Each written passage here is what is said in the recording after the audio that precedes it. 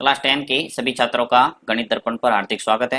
हम पढ़ रहे हैं द्विघात समीकरण जो कि आपके चौथा अध्याय है। उसके अंदर से हमने प्रश्नावली 4.3 के दो प्रश्न है वो कर दिए। पहला हो गया है और दूसरा हो गया। पहले के अंदर हमने मूल निकाले थे कौन सी विधि से, पूर्ण वर्ग विधि से, और दूसरे प्रश्न के अंदर हमने निकाला था द्विघात समीकरण के मूल द्विघाती सूत्र विधि से, और उसी का नाम है श्रीधर आचार्य विधि। ठीक है, तो ये दोनों प्रश्न है वो इंपॉर्टेंट है काफी, किसी भी विधि को आपको एग्जाम के अंदर पूछा जा सकता है।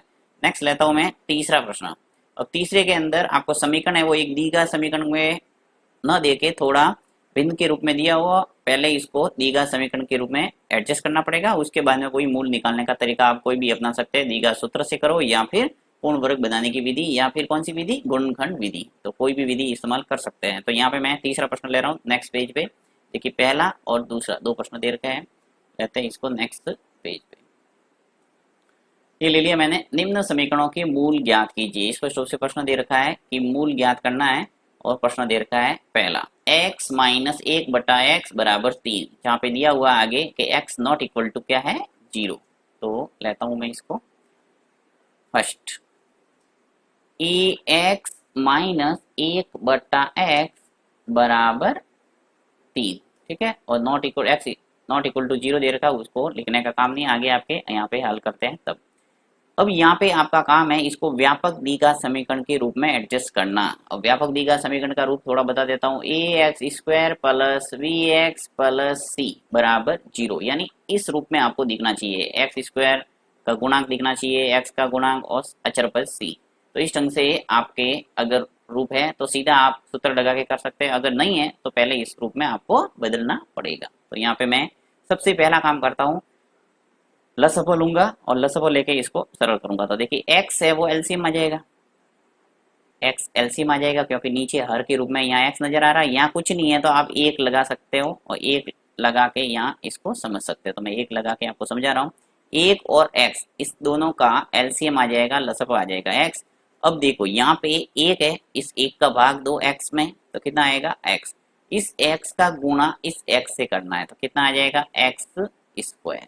ओके, फिर देखो माइनस है तो माइनस लिखना है, प्लस है तो प्लस लिखना है, या माइनस है तो माइनस लिख दिया। अब x का भाग दो x में कितना आएगा एक, और एक का गुणा ऊपर वाले एक से होगा तो एक आ जाएगा। फिर बराबर ये तीन ऐसा का ऐसा। अब कर दो वज्र गुणन, तो वज्र गुणन करेंगे तो देखिए एक्स स्क्वायर माइनस 1, ये ऊपर वाला ऐसा का ऐसा, नीचे यहाँ पे कोई नहीं है तो आप एक लगा सकते हो। देखिए अब एक का गुणा इस पूरे से होना है और x का गुणा 3 से होना है, इसे कहते हैं वज्र गुणन, यानी क्रॉस में गुणा, ऐसे क्रॉस में गुणा करना है। तो x का गुणा 3 से हो जाएगा, आ जाएगा 3x। अब इसको मैं इस रूप में चेंज कर लेता हूँ, तो एक्स स्क्वायर, ये जो 3x है इसको पकड़ कर इधर लाओ तो क्या हो जाएगा माइनस का 3x, प्लस का 3x का राइट हैंड साइड से हमने लेफ्ट हैंड साइड में लाया तो क्या हो गया माइनस का 3x, और ये -1 पीछे लगा दो ऐसा का ऐसा अचर पद के रूप में बराबर 0। देखिए राइट हैंड साइड में कोई पद नहीं है तो क्या आ गया 0। व्यापक रूप आपको नजर आ रहा है। अब इसकी तुलना करो व्यापक द्विघात समीकरण जो ये मैंने आपको बताया है, इससे तुलना करके हम एबीसी निकाल देंगे, और एबीसी निकालने के बाद हम पता लगा सकते हैं कि मूलों का अस्तित्व है या नहीं।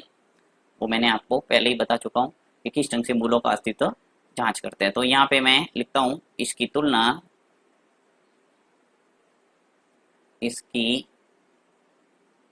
तुलना a x square plus b x plus c बराबर 0 से करने पर, ठीक है, a x square plus b x plus c बराबर 0 से अगर तुलना करेंगे तो हमारे पास ए का मान आ जाएगा, ए बराबर कितना आ गया 1। एक्स स्क्वायर के आगे यानी एक्स स्क्वायर का जो गुणांक है वो क्या है ए है। देखिए एक्स स्क्वायर का गुणांक क्या है ए, तो यहाँ पे एक्स स्क्वायर है उसके आगे क्या है कुछ नहीं है तो एक आएगा, इसके बाद में बी।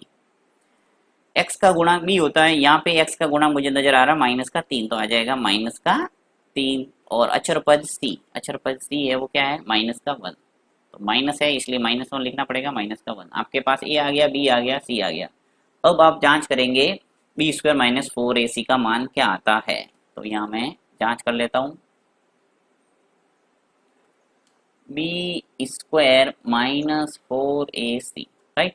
अब बी स्क्वायर -4ac निकालते हैं, बी क्या है मेरे पास -3, तो ये लिख लिया -3 का वर्ग -4 ए सी, ए का मान कितना है 1, तो ये 1 लिखा, और सी का मान मेरे पास है माइनस का 1, तो ये ब्रैकेट के अंदर लिख लेता हूँ।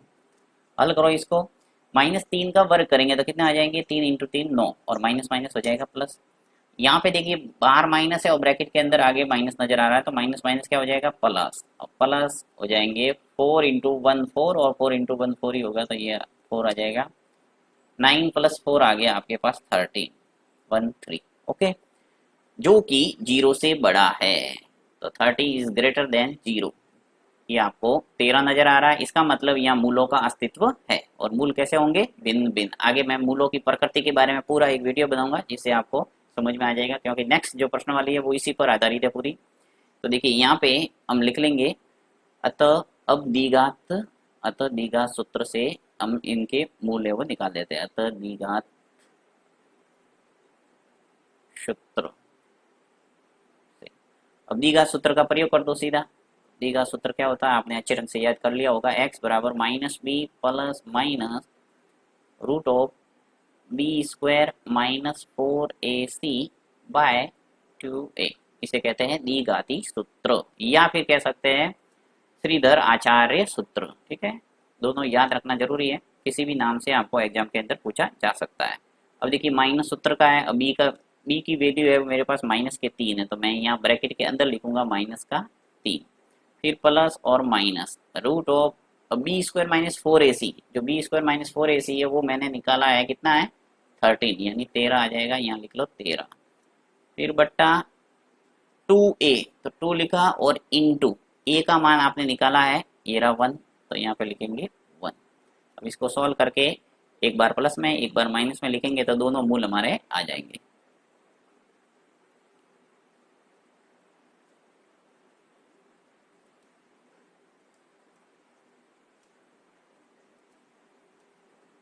थोड़ा सरल करके लिखता हूँ एक बार मैं इसको बराबर करके। देखिए यहाँ पे माइनस और ब्रैकेट के अंदर भी -3 है, तो माइनस माइनस क्या हो जाएगा प्लस, तो आ जाएगा प्लस के 3, फिर प्लस और माइनस आ जाएगा 13, और बाय यहाँ पे 2 इंटू 1 कितना हो जाएगा 2। तो x की जो वैल्यू है वो आपके पास में एक बार प्लस में एक बार माइनस में लिखेंगे तो 2 आ जाएगी। देखिए क्योंकि यहाँ पे क्या है प्लस और माइनस रूट 13 है, तो दोनों मूल निकाल देता हूँ। लिखेंगे अतः समीकरण के मूल, समीकरण के मूल, समीकरण के मूल एक तो आ जाएगा x बराबर 3 प्लस रूट 13 बाय 2, और एक आ जाएगा x बराबर 3 माइनस रूट 13 बाय 2। ठीक है, एक बार प्लस में लिख दिया एक बार माइनस में लिख दिया, तो इस ढंग से आपके द्विघात समीकरण के दोनों मूल है वो निकल के आ गए। तो ये तरीका है, आप किसी भी समीकरण को द्विघाती सूत्र के माध्यम से इजीली मूल है वो निकाल सकते हैं।